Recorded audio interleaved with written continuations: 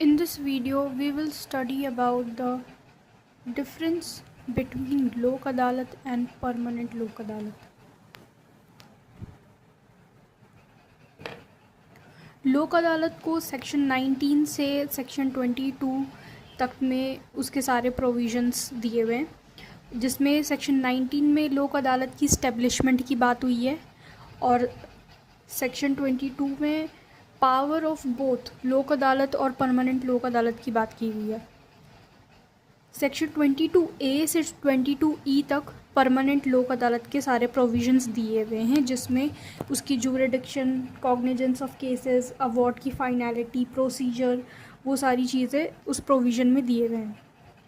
Section 22A में ये mention किया है कि परमानेंट लोक अदालत को मतलब डिफ़ाइन किया है और उसकी स्टेब्लिशमेंट पर्टिकुलरली सेक्शन 22B में दी हुई है परमानेंट लोक अदालत की।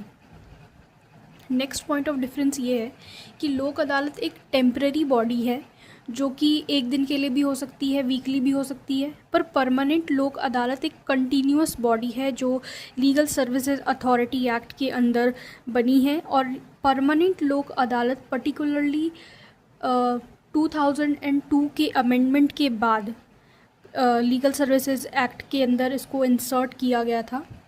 जो भी ये प्रोविज़न है 22A से 22E तक के, वो सभी 2002 के अमेंडमेंट से ही उस एक्ट के अंदर लाया गया है। तो ये एक परमानेंट बॉडी है जो जिसके पास ज़्यादा अथॉरिटी होती है इन कंपैरिजन टू लोक अदालत।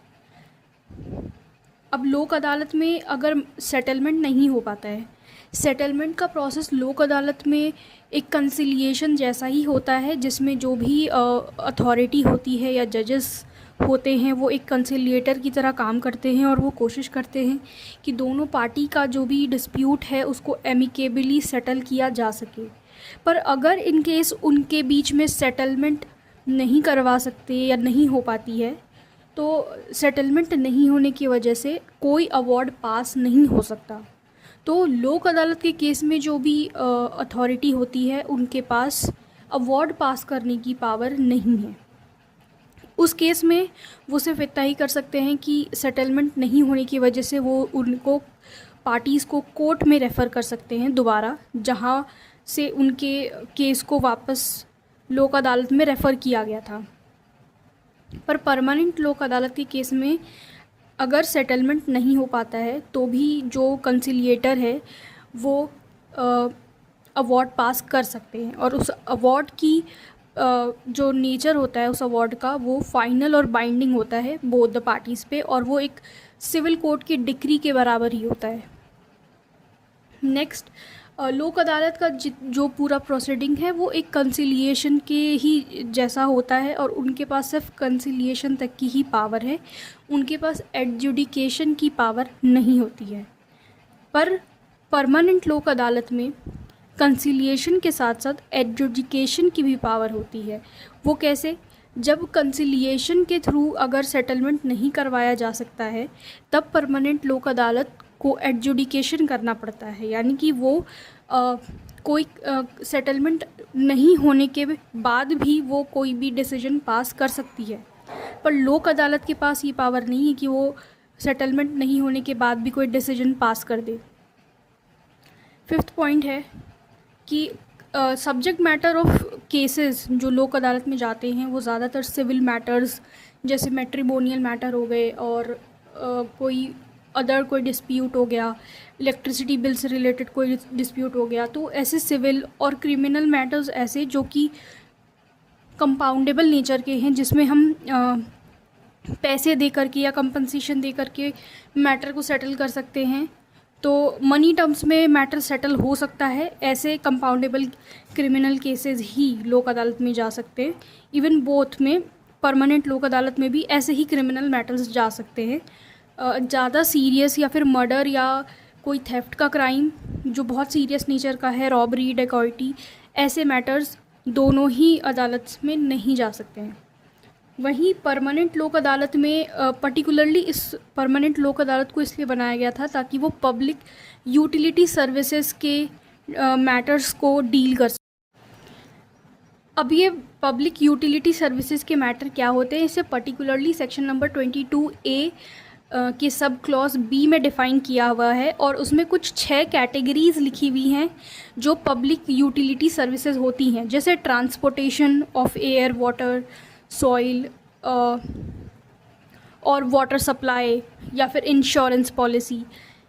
और भी कुछ चीज़ें हैं जो पब्लिक सर्विसेज में आती हैं, जो कि पब्लिक के वेलफेयर के लिए किया जाता है और पब्लिक के इंटरेस्ट के लिए जो भी सर्विसेज प्रोवाइड की जाती हैं वो सब पब्लिक सर्विसेज में आती हैं। साथ में ये जो पब्लिक यूटिलिटी की सर्विसेज होती हैं, ये सेंट्रल या स्टेट गवर्नमेंट अपने हिसाब से उन्हें ऐड ऑन भी कर सकती हैं।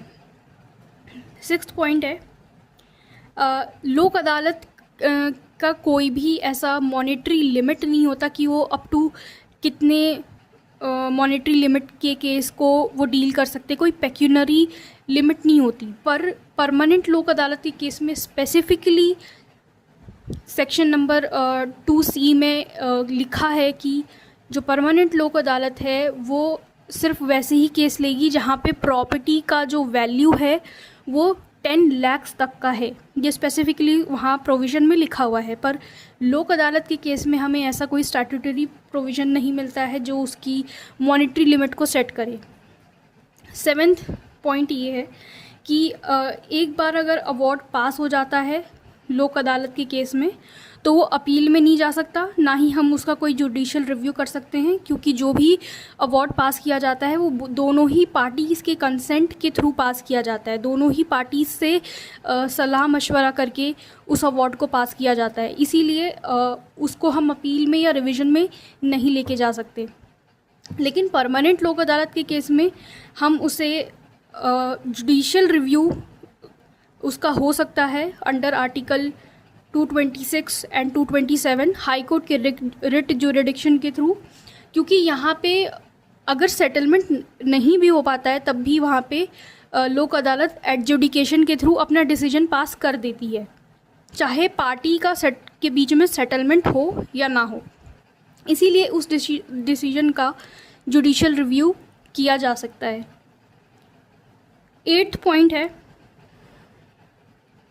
8 पॉइंट ये है कि जो लोक अदालत है, लोक अदालत में कोई भी केस तब आता है जब या तो वो कोर्ट में ऑलरेडी पेंडिंग हो या फिर कोर्ट को खुद से ही ऐसा लगे कि ये जो केस है या सब्जेक्ट मैटर इस केस का लोक अदालत के लिए सेटिस्फैक्ट्री लगता है, तो वो उस केस को लोक अदालत में रेफ़र कर सकते हैं। लेकिन परमानेंट लोक अदालत के केस में कोई भी केस कोर्ट में ऑलरेडी पेंडिंग नहीं होता, वो इनिशियल तौर पे सिर्फ परमानेंट लोक अदालत में ही जाता है। तो बेसिकली ये प्री लिटिगेशन प्रोसीडिंग होता है, यानी कि हमने लिटिगेशन से पहले ही चूज़ कर लिया परमानेंट लोक अदालत को, जिसमें कोर्ट का कोई भी इंटरवेंशन नहीं होता है। सो ये था पॉइंट ऑफ डिफरेंस लोक अदालत और परमानेंट लोक अदालत के बीच में। Thank you.